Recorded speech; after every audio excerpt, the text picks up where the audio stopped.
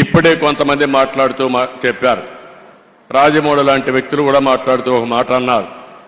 ఆయన చేయాల్సిందంతా చేశారు, మనమేం చేయాలి? ఈ సందర్భంగా ఆంధ్రప్రదేశ్లో ఉండే, తెలంగాణలో ఉండే తెలుగు వారందరికీ విజ్ఞప్తి చేస్తున్నా, మనం కోరుకునేది తెలుగు జాతికి ఆయన చేసిన సేవల కోసం ఈ వ్యవస్థ చిరస్థాయిగా ఉండాల్సిన అవసరం ఉంది. ఈ లెగసీని కంటిన్యూ చేయాల్సిన అవసరం ఉంది. అందుకే కిరణ్ గారిని, వారి కుటుంబ సభ్యులను కోరుతున్నా. అదే మరి వారి పిల్లలు ఉన్నారు ఇక్కడ.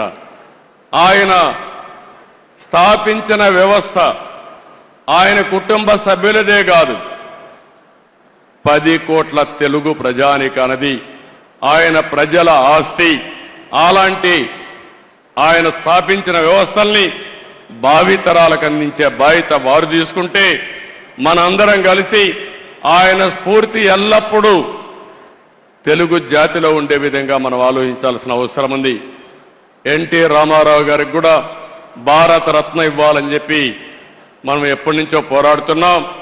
అదే సమయంలో రామోజీరావు గారికి కూడా భారతరత్న సాధించడం మనందరి బాధ్యత.